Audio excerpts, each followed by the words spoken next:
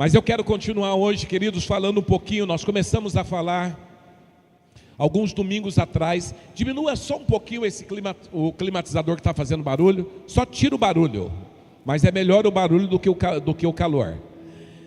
Nós estamos falando, queridos, sobre o tema aprendendo a ser filho de Deus. Diga: aprendendo a ser filho de Deus. Diga mais forte: aprendendo a ser filho de Deus. Então nós já ministramos a parte 1, a parte 2. Hoje eu vou ministrar a parte 3 e possivelmente semana que vem eu termino a parte 4 falando um pouquinho sobre esse tema, aprendendo a ser filho de Deus. Quero só recapitular rapidamente algumas coisas que nós ministramos. Quando Deus cria Adão, Deus não cria Adão para o trabalho, Deus cria Adão para o relacionamento. Obviamente Adão também trabalhou, ele cultivou a terra, mas o cultivar a terra, o propósito é nós cultuarmos a Deus. Nós precisamos entender que o que Deus mais deseja dos filhos é o relacionamento. E quando Deus fala do trabalho, nosso trabalho precisa ter uma motivação correta, e a motivação precisa ser adorar a Deus. A ideia de Deus então é que o homem fosse a extensão dele na terra, e é por esse motivo que ele deu autoridade ao homem. Adão, na verdade, não era simplesmente um homem. Adão, na verdade, era o modelo do plano de Deus para o homem na terra. Quando Deus cria Adão, Deus cria como um projeto, como um modelo, para que o homem então pudesse ser a extensão dele na terra, mas para que o homem pudesse se relacionar com ele. Quando Adão peca, Adão, ele não perdeu Deus, mas Adão perdeu o Pai. Então quando você pega de Gênesis capítulo 3 até o final do Antigo Testamento, ali nós vemos Adão sendo servo.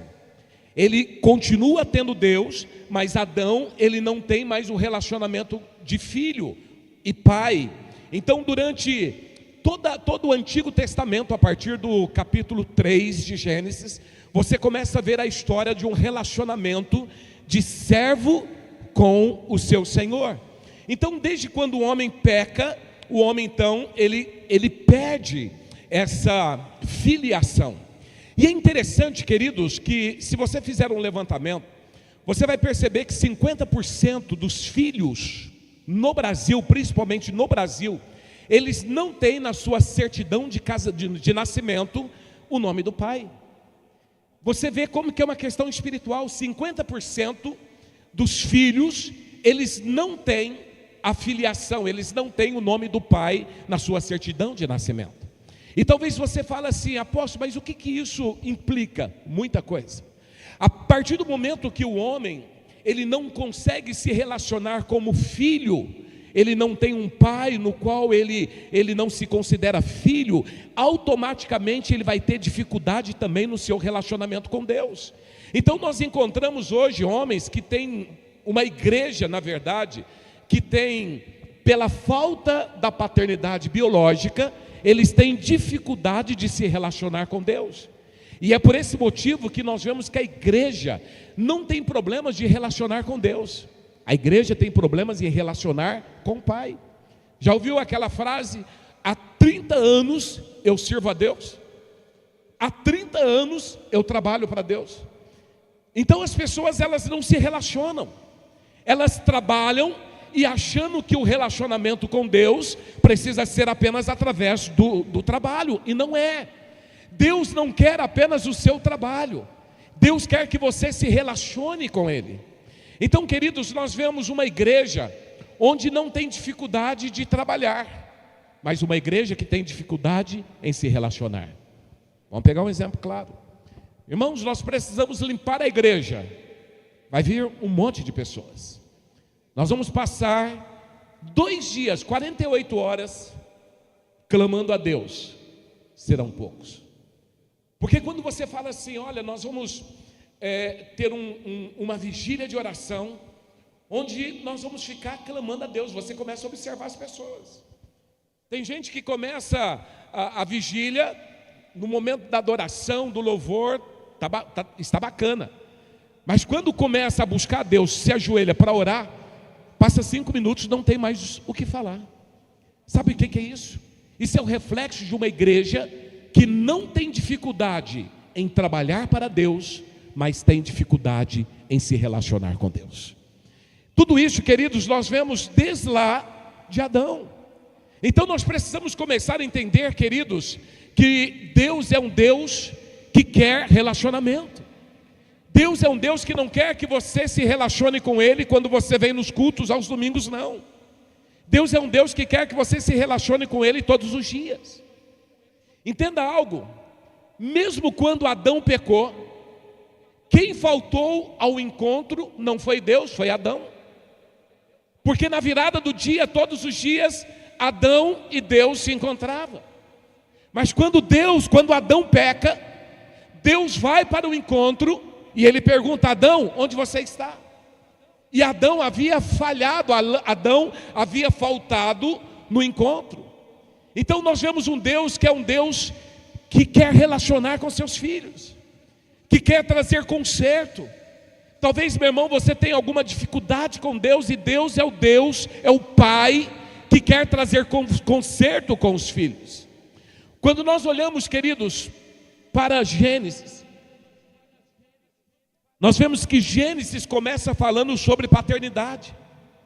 E quando nós vamos para o último capítulo do Antigo Testamento, o último livro do Antigo Testamento, o último capítulo do Antigo Testamento, e os últimos versículos do Antigo Testamento, ainda o Senhor está falando de paternidade. Quando você vai para Malaquias capítulo 4, verso 6, diz: e Ele fará com que os corações dos pais se voltem para os seus filhos, e o coração dos filhos para os seus pais. Do contrário, eu virei e castigarei a terra com maldição.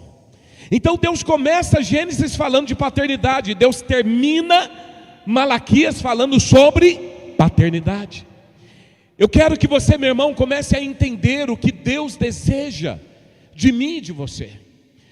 Eu preciso entender que o relacionamento com Deus, o relacionamento paterno, o relacionamento com o Pai, ele não é visto pelos meus erros e acertos, mas ele é visto por aquilo que eu sou.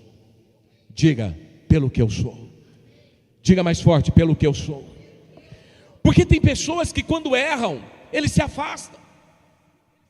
Quando erram, eles não têm mais comunhão, relacionamento com o Pai. Mas o nosso relacionamento com Deus não é visto pelos nossos erros e acertos. O nosso relacionamento com o Pai é visto por quem nós somos. A grande verdade é que pessoas estão aprisionadas na sua indignidade. Pessoas que se sentem indignas e acham que o Pai não vai te responder, acham que o Pai não vai se relacionar, porque estão presas nas suas indignidades. E com isso essas pessoas não acessam aquilo que Cristo fez por nós na cruz. A religião, queridos, muitas vezes coloca regras. A religião muitas vezes ela fala: não, o seu relacionamento com o Pai depende daquilo que você faz. Mas tudo que Deus deseja é relacionamento. Deus não quer regras, Deus quer relacionamento. A verdade, queridos, eu não sou abençoado pelo que eu faço, eu sou abençoado pelo que eu sou. Você consegue entender isso? Eu não sou abençoado pelo que eu faço, eu sou abençoado pelo que eu sou. E que eu sou? Eu sou filho de Deus. Então eu preciso começar a entender esta verdade. A obediência, queridos, a obediência na verdade é fruto de uma consciência, não é fruto de regras. Às vezes a igreja fala: não pode isso, não pode aquilo, não pode. Meu irmão, isso não é o que Deus deseja. A obediência não pode ser fruto de uma regra, mas fruto de uma consciência. Eu não vou pecar, sabe por quê? Porque eu não quero desagradar meu Pai. Eu não quero fazer tal coisa porque eu não quero entristecer o meu Pai, Ele é tão bom para mim. Não é porque não, eu não posso, porque senão a igreja vai me disciplinar. Meu irmão, para com isso. Isso é bobeira, isso é balela. Você precisa ter uma consciência que eu não faço o que é errado, porque eu obedeço meu Pai, porque eu tenho uma consciência de quem eu sou. E quem eu sou? Eu sou filho. Quem eu sou? Eu sou filho. E se eu sou filho, eu não preciso me submeter ao jugo da escravidão. Eu já fui livre de todo laço do pecado e hoje eu sou livre. Mas eu preciso começar a compreender essas verdades. Para, meu irmão, desse negócio de falar não, porque você não pode, porque a igreja, não, a igreja nada. É porque eu tenho a consciência do que eu devo e não devo fazer. Porque eu amo meu Pai, porque eu o amo, eu desejo agradá-lo em tudo. Então, quando nós olhamos, queridos, para o Antigo Testamento, o homem trabalhava por uma recompensa. O homem fazia e Deus respondia. Mas no Antigo Testamento o homem não tinha uma herança. Mas quando nós olhamos para o Novo Testamento, nós temos uma herança. E eu quero meditar com você hoje, Lucas capítulo 15. Quando eu olho para Lucas capítulo 15, aqui eu encontro 3 parábolas. E é interessante, queridos, que as 3 parábolas de Lucas capítulo 15, na verdade, ela diz a mesma coisa. A primeira parábola de Lucas capítulo 15 fala da ovelha perdida. Lembra a história do pastor que tinha 100 ovelhas, perdeu uma ovelha, ele deixa as 99 e ele vai buscar a ovelha perdida. Essa ovelha se perdeu dentro ou fora do aprisco? Dentro ou fora? Dentro ou fora? Fora. Por quê? Ele deixa as 99 e ele busca a ovelha que se perdeu. E ele vai lá fora. A segunda parábola é a parábola da dracma perdida. Então, a dracma perdida, aquele dinheiro que foi perdido dentro de casa. Então, quando você olha para a ovelha perdida, a ovelha se perdeu fora. Quando você olha para a dracma perdida, você vê que a dracma se perdeu dentro de casa. Mas quando você vai para a parábola do filho pródigo, aqui nós temos um filho que se perdeu fora e um filho que se perdeu dentro. As 3 parábolas falam a mesma coisa. E hoje eu já preguei muito sobre o filho pródigo, mas hoje, falando sobre aprendendo a ser filho, nós vamos falar um pouquinho mais sobre esse texto. Então aqui, quando fala sobre o filho pródigo, aqui existiam 2 filhos. Um filho estava perdido dentro de casa e outro filho estava perdido fora. Mas a grande pergunta é: por que o pastor, ele deixa 99 ovelhas e ele vai buscar uma? E por que o pai que perdeu o filho, ele não foi buscar o filho? Já parou para pensar nisso? Quando você olha para a ovelha é um animal irracional. Por essa razão, o pastor então, ele deixa as 99 em segurança e ele vai buscar a ovelha que se perdeu. Porque a ovelha é um animal irracional, ele busca a ovelha irracional. Mas quando você olha para o filho pródigo, a Bíblia mostra aqui que o pai então, ele permanece à espera do filho. Mas o filho, ele tomou a sua decisão e por isso o pai não buscou. Quando eu olho para esse exemplo de Lucas capítulo 15, a primeira coisa eu começo a entender que quando existe algo irracional eu vou atrás. Mas tem pessoas que a gente espera voltar. Tem pessoas que a gente deixa tomar a sua decisão. Tem pessoas que escolhem o seu próprio caminho e nós simplesmente aguardamos a sua decisão. Agora vamos lá, vamos no capítulo 15 de Lucas, começando pelo verso 11. Nós vamos ler todo esse texto e nós vamos pontuando. Eu quero que você acompanhe junto comigo e aí nós vamos entender melhor esse texto. Continuou: certo homem tinha quantos filhos? Quantos filhos? 2 filhos. O mais moço disse a seu pai: pai, dá-me parte dos bens que me cabe. E ele lhes repartiu os haveres. Quantos filhos esse pai tinha? E ele deu o bem para quem? Para quem? Para os 2. Primeiro ponto que eu quero que você observe. A Bíblia aqui, português também é revelação, tá?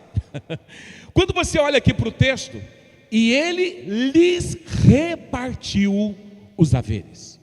O pai tinha 2 filhos, quem pede a herança é o filho mais novo, e o pai então, ele reparte a herança para os 2 filhos. O filho mais novo que foi, e o filho mais velho que ficou. Verso 13: passado muitos dias, o filho mais moço, juntando tudo que era seu, partiu para uma terra distante, e lá dissipou todos os seus bens, vivendo dissolutamente. Depois de ter consumido tudo, sobreveio àquele país uma grande fome, e ele começou a passar necessidade. Então ele foi e se agregou a um dos cidadãos da terra, daquela terra, e este o mandou para os campos a guardar porcos. Ali desejava ele fartar-se das alfarrobas que os porcos comiam, mas ninguém lhe dava nada. Então, caindo em si, disse: quantos trabalhadores do meu pai têm pão com fartura, e eu aqui morro de fome. Primeira coisa que nós precisamos entender, que esse filho, ele era pródigo, mas ele não era órfão. O filho era pródigo, mas o filho não era órfão. O filho então, ele pega a parte da herança, ele sai, gasta com as bagunças, mas chega um momento que ele começa a passar fome, e ele agora lembra que ele tem um pai. Entenda uma coisa, muitas vezes nós vivemos num mundo onde o mundo é pródigo, mas não é órfão. Talvez, meu irmão, em algum momento da sua vida você se afastou de Deus, e por se afastar de Deus você também começou a comer de uma forma dissoluta, você começou a comer de uma forma terrível. E a primeira coisa que esse jovem ele faz, quando ele começa a ver as necessidades, ele lembra que os trabalhadores do pai comiam melhor do que ele. E ele lembra que ele era pródigo, mas ele tinha um pai. Eu quero que você hoje entenda, meu irmão, talvez você é pródigo em algumas coisas, mas você não é órfão, você tem um pai. E às vezes nós passamos por dificuldades, e nos afastamos do pai, passamos por dificuldade porque somos pródigos. Mas a primeira coisa que o Espírito quer trazer à nossa lembrança hoje, que nós temos um pai. Diga: eu tenho um pai. Diga bem forte: eu tenho um pai. E esse menino então, ele lembra que ele tem um pai. Aí no verso 18: levantar-me-ei, irei ter com meu pai, e lhe direi: pai, pequei contra os céus e diante de ti, já não sou digno de ser chamado teu filho, trata-me como um dos seus empregados. Então agora o menino começa a ensaiar um discurso. Ele fala assim: eu vou até o meu pai, e eu vou falar. E ele começa a treinar. Eu vou chegar para o meu pai e vou falar: pai, eu pequei contra o Senhor, trata-me como um dos seus empregados, porque eu não sou digno. Irmãos, entenda uma coisa: quem está dizendo que ele não era digno? Era o pai ou era ele? Era o pai ou era ele? Era ele. Entenda esta verdade. Muitas vezes, queridos, nós estamos falando que não somos dignos, não somos merecedores. Nós estamos com um discurso pronto, falando para Deus: Deus, eu sei que eu estou passando por essa crise financeira, eu sei que eu estou passando por esse problema de saúde, eu sei que eu estou passando por essa crise dentro da minha casa, eu não sou digno. E o pai está olhando para você e está falando: filho, você é meu filho, você é meu filho, você é digno sim. E esse jovem agora começa a ensaiar um discurso, ele começa a falar, pensar no lugar do pai. E muitas vezes é isso que nós fazemos, nós começamos a pensar no lugar de Deus. Sabe por que as coisas não acontecem? Porque eu fiz isso, eu fiz aquilo outro. E o pai está olhando para você e está falando: filho, não é assim. Filho, não é isso. Então eu quero que você abra o seu entendimento hoje, queridos, porque talvez esse tenha sido o discurso que você está ensaiando e que você está falando para o pai. Verso 20: levantando-se foi para o seu pai. Vinha ele ainda de longe, quando seu pai o avistou e, compadecido dele, correndo, o abraçou e o beijou. É interessante que quando você começa a estudar a riqueza do Oriente, existe lá algumas práticas. As práticas diziam o seguinte: olha, quando um homem ele anda lentamente, com postura, isso significava que aquele homem era rico, e era um homem que não tinha preocupações. Mas quando o homem ele andava muito rápido, era uma pessoa que era pobre e tinha muitas preocupações. Mas a Bíblia aqui começa a falar que aquele menino, então, quando ele começa a ensaiar, ele volta e ele vai falar com o pai. A Bíblia diz que o pai não se preocupou com o costume da época. O pai não se preocupou em andar lentamente, ou talvez até falando: não, olha, se eu andar muito rápido, todo mundo vai pensar que eu sou pobre e que eu estou cheio de preocupações. Mas a Bíblia diz que não. Aquele pai então ele olha para o filho, e o pai então ele corre em direção àquele filho, porque a Bíblia está dizendo: levantando-se foi para o seu pai. Vinha ele ainda de longe. O pai não se preocupa com o que as pessoas iriam falar, com o que as pessoas iriam criticá-lo ou não, mas o pai ele sai correndo para encontrar com o seu filho.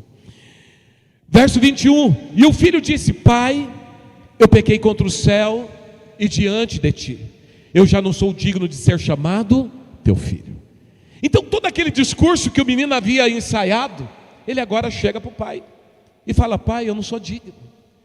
E aqui o filho então ele coloca em prática, mas ele começa a dizer: não sou digno.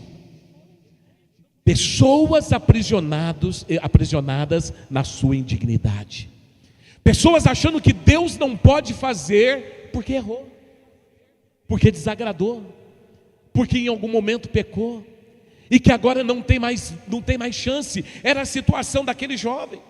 E o pai simplesmente se cala, o pai não responde. Olha o que o verso 22 diz: o pai, porém, disse aos seus servos. O pai não responde ao filho, enquanto o filho está dizendo: olha, pai, eu estou arrependido, pai, eu não deveria ter feito o que eu fiz, pai, olha, me trata como um dos seus empregados. O pai não responde, mas o pai chama o servo, e aí o pai, simplesmente observando o arrependimento daquele menino, o pai então chama o servo e manda trazer a melhor roupa. Queridos, nós temos que tomar muito cuidado com pessoas que estão sendo restauradas, porque às vezes nós olhamos e nós criticamos pessoas que vêm querendo uma mudança, querendo ser transformada. Nós, dentro da nossa visão religiosa, nós falamos: não, mas por que isso? E nós vemos que o pai, ele nem responde o filho, mas o pai, ele chama o servo e fala: traga a melhor roupa. O que é roupa na Bíblia? O que é roupa? Justiça. Fomos justificados por Cristo. Então agora o pai está falando: eu estou trocando as suas vestes, eu estou fazendo de você justo novamente. Então, queridos, quando nós nos arrependemos e voltamos para o pai, a primeira coisa que o pai faz, ele coloca em nós as vestes de justiça. Ele tira as vestes de imundície, de sujeira, e ele coloca as vestes de justiça. Algo que eu tenho entendido, queridos, que igreja é lugar de gente doente. Igreja é lugar de pessoas loucas, pessoas que vêm para tratamento, pessoas que querem: ah não, eu sou muito certinho, eu sou muito santinho. Meu irmão, esse é o maior problema, esse é o maior pecador. Por que os pastores estão no púlpito pregando? Porque o pastor é o pecador que chegou primeiro. Mas todos nós, queridos, precisamos entender quem somos. Todos nós carecemos da glória de Deus, todos nós carecemos da graça de Deus. Nós precisamos tomar cuidado para não nos colocarmos naquele altar de justiça, onde nós julgamos pessoas, onde nós criticamos pessoas, onde nós apontamos dedo para as pessoas. Igreja é o lugar que as pessoas entram aqui totalmente acabadas, destruídas, mas chegando aqui elas são transformadas, as suas vestes são trocadas. Então, meu irmão, eu não sei, talvez você já foi uma prostituta, você já foi um viciado em drogas, talvez você já foi um mentiroso, talvez você já fez coisas erradas demais. Eu quero dizer que este é o teu lugar, porque aqui Deus vai trocar as suas vestes. Para com aquela visão que todo mundo aqui é santo, para com aquela visão que ninguém aqui tem problema, todo mundo aqui é santinho. Não, nós precisamos da graça de Deus, nós precisamos da ajuda do Senhor, nós precisamos trocar as nossas vestes sempre. E aqui vem um jovem que errou sim, vem um jovem que gastou todos os seus bens, todo o dinheiro do pai, vem um jovem que viveu de uma forma errada, mas vem um jovem que está dizendo: pai, eu preciso voltar para casa. Meu irmão, nós precisamos estar prontos para isso. Nós temos orado por 20% dessa cidade, mas entenda uma coisa, meu irmão, o que mais vai vir para este lugar é pessoas desajustadas, é pessoas cheias de carrapicho, é pessoas cheias de pecado. Nós precisamos abraçar essas pessoas, receber essas pessoas, amar essas pessoas, cuidar dessas pessoas, ajudar essas pessoas, porque o Senhor, Ele fala que o médico veio para os doentes, não é para os sãos. Então, meu irmão, vamos começar a ter uma visão verdadeira de quem são as pessoas e o que nós podemos fazer para ajudá-las. Então nós vemos aqui um jovem que volta para a casa do pai, e o pai fala: primeira coisa, troca as suas vestes. Troca as suas vestes.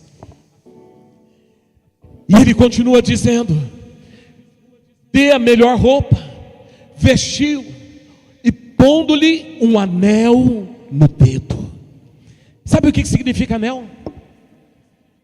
Não existia caneta, mas tudo era selado com anel. É a mesma coisa do pai falar assim: olha, troquei suas vestes, agora você pode usar o meu nome, você pode comprar no meu nome. Este anel é para você selar o que eu falar, o que você quiser comprar, pode comprar que eu selo. Então tudo agora, esse filho, quando o anel é devolvido no seu dedo, é o pai falando: filho, eu te dou autoridade novamente, pode fazer no meu nome, pode comprar no meu nome, pode carimbar no meu nome.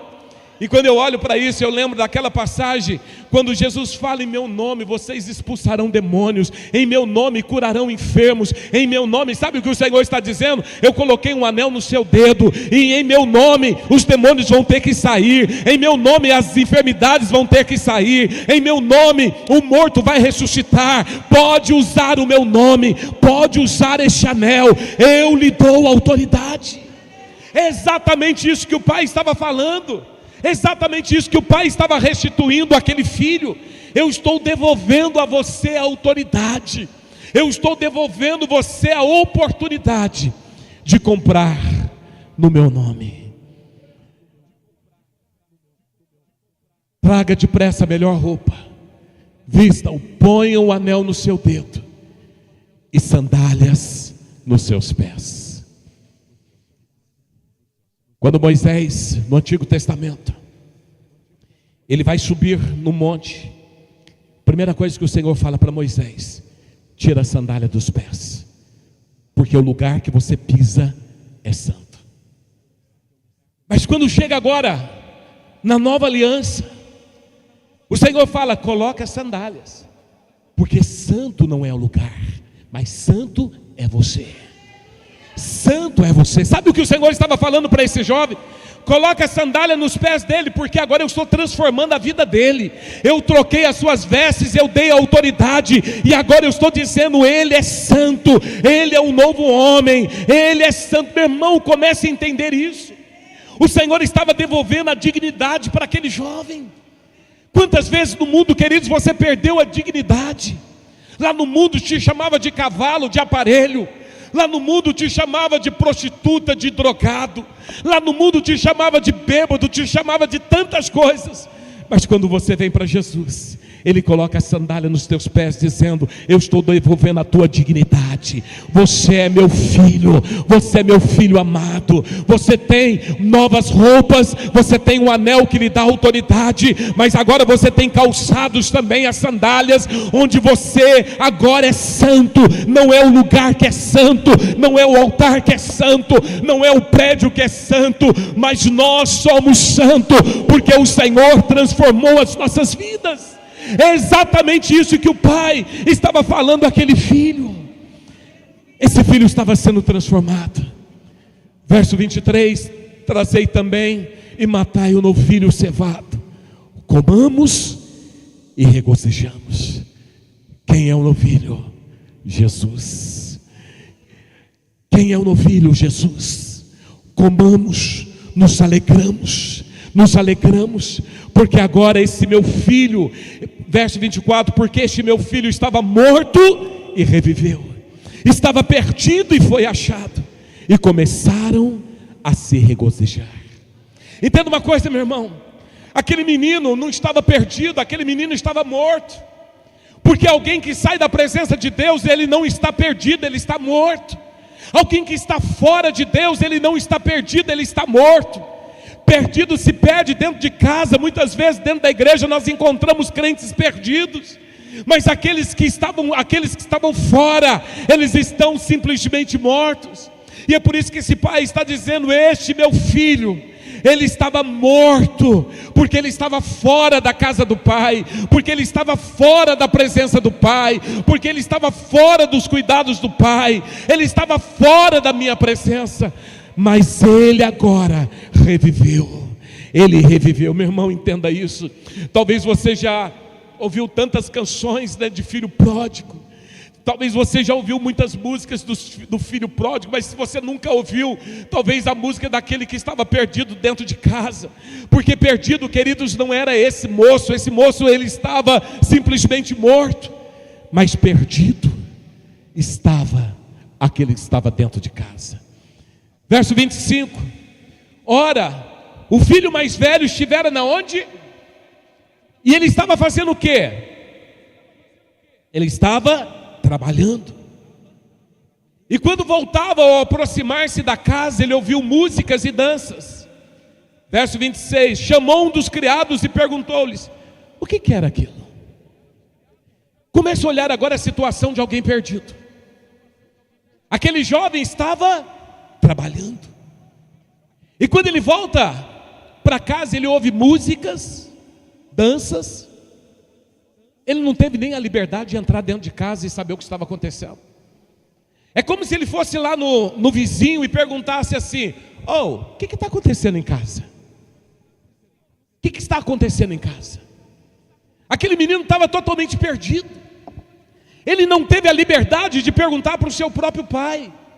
Ele não teve coragem de entrar dentro de casa e saber o que estava acontecendo. Verso 27: ele informou: veio teu irmão, e teu pai mandou matar o novilho cevado, porque o recuperou com saúde. Verso 28, o que ele fez? Ele se indignou e não queria entrar.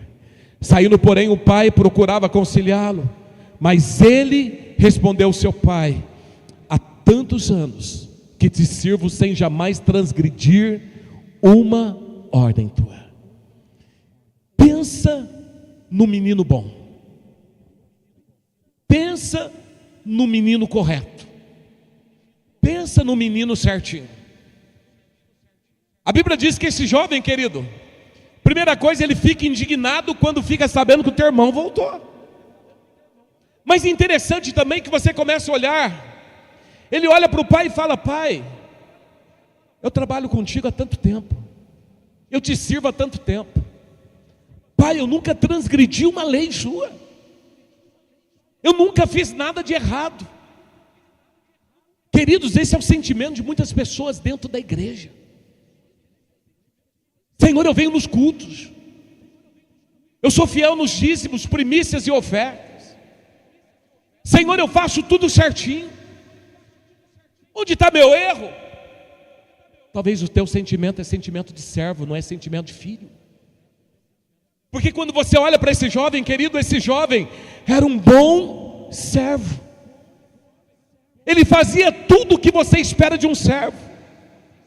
Mas o pai, ele não quer um relacionamento de servo, ele quer um relacionamento de filho. O filho que tem liberdade de entrar dentro de casa e falar: pai, o que está acontecendo aqui? O filho que tem liberdade de falar: pai, está doendo, pai, eu não gostei de tal coisa. O filho que tem liberdade de chegar ao pai. Queridos, entenda, a igreja muitas vezes ela sabe servir ao Senhor, mas ela não sabe se relacionar com o pai. Ela não gasta tempo no relacionamento com o pai, e é exatamente o que o filho mais velho estava fazendo.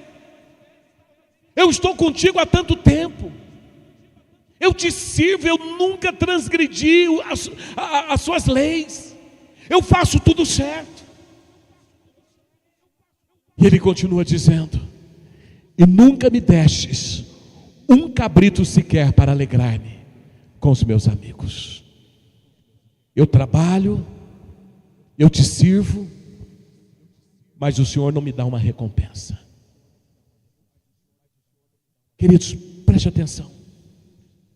Aqui existe uma chave que pode mudar a sua vida. Aqui existe uma chave que pode mudar a sua vida a partir de hoje. Talvez o teu sentimento de servo, você está correndo atrás de uma recompensa. Enquanto o pai, ele quer se relacionar com o filho estava se relacionando com o patrão. A visão de um empregado, queridos, é sempre de injustiça. Ah, porque o meu patrão não me dá aumento, porque meu patrão não faz isso. E aquele menino estava também com sentimento de injustiça. Aquele menino estava com o mesmo sentimento que muitas vezes nós temos. Quantos filhos, queridos, não conseguem entender que já tem uma herança, que é filho, que é abençoado por ser filho, não é por aquilo que você faz. Verso 30, vindo porém esse teu filho que desperdiçou os teus bens com as meretrizes, e tu mandastes matar para ele o novilho cevado. Pai, eu estou com o Senhor fazendo tudo certinho, o Senhor não me dá nada. O Senhor nunca me dá um cabrito para eu poder matar e celebrar com os meus amigos. Agora deixa eu te perguntar uma coisa. Lá no início, quantos filhos eram? O pai tinha dado herança para quem? Ele estava reclamando do quê? Ele estava reclamando do quê? Esse jovem, querido, ele estava reclamando de uma herança que o pai já havia lhe dado, que já era dele, mas ele não tinha esse sentimento de posse. Ele simplesmente estava pedindo para o pai de novo algo que o pai já havia dado. O problema aqui, queridos, é que esse menino, ou o pai não tinha dado, ou ele não tinha entendido e não recebeu, mas o pai havia dado. Ele já era dono de uma herança, mas ele trabalhava por uma recompensa, sendo que tudo era dele. E o pai estava dizendo: tudo que tem aqui é teu, você não está entendendo que eu já te dei. Queridos, esse é o problema da igreja. A igreja está pedindo algo para Deus que Deus já deu. A igreja está pedindo uma herança que o Senhor já deu lá na cruz. A igreja está pedindo: Senhor, me abençoa, Ele já te abençoou. Senhor, me prospera, Ele já te prosperou. Senhor, muda a minha vida, Ele já mudou. Senhor, faz tal coisa, Ele já fez. Meu irmão, nós estamos pedindo algo que Ele já deu. Nós muitas vezes estamos perdidos dentro das nossas crenças erradas, achando que Deus tem que fazer algo, sendo que Ele já fez, Ele já deu, Ele já entregou. Você não trabalha por uma recompensa, porque você tem uma herança. Tudo que é dele é meu, tudo que é dele é teu. Nós precisamos entender esta verdade. Queridos, entenda esta verdade. Aplauda mais forte, diga aleluia. Glória a Deus. Verso 31. Então lhe respondeu o pai: meu filho, tu sempre está comigo, tudo que é meu é teu. É a mesma coisa do pai falar assim: filho, preste atenção, eu já dividi a herança, teu filho, teu irmão foi, gastou a parte dele, o que tem aqui é teu. Para que pedir um novilho para festejar com seus amigos, sendo que tudo é teu? Aqui, queridos, entra uma percepção errada que muitas vezes a igreja não consegue entender. O nosso problema, queridos, não é que Ele não nos deu. O nosso problema é que nós não entendemos o que Ele fez, o que Ele nos deu. E aí eu preciso fazer uma campanha para ser abençoado, sendo que eu já sou abençoado. Eu preciso fazer tudo correto para ser abençoado, sendo que eu já sou abençoado. Eu preciso fazer tantas coisas para receber algo de Deus, algo que o Senhor já fez. Então eu preciso agora, primeira coisa, aprender que eu sou filho. Diga: eu sou filho. Diga mais forte: eu sou filho. Diga mais forte: eu sou filho. E eu tenho uma herança. Meu irmão, para de ser essa pessoa pedinte, que fica lá: oh Senhor, me dá, Ele já te deu. Você precisa agora falar: Senhor, eu tomo posse. Eu tomo posse da saúde, eu tomo posse da prosperidade, eu tomo posse de uma família. Aqueles que são solteiros, eu tomo posse do meu marido, da minha esposa. Eu tomo posse porque eu tenho uma herança. Tudo que Deus me deu é meu, Ele já me deu. Eu preciso entender essa verdade. O Pai não quer a sua performance, o Pai quer um relacionamento. Verso 32, entretanto, era preciso que nos regozijássemos e nos alegrássemos, porque esse teu irmão estava morto e reviveu. Eu quero que o Ministério Louvor venha aqui à frente. Eu quero que você hoje comece a entender isso. Talvez eu estou pedindo algo que Deus já fez. Eu quero, meu irmão, que você seja uma igreja que vive essas verdades da palavra de Deus. O sacrifício de Cristo na cruz foi completo.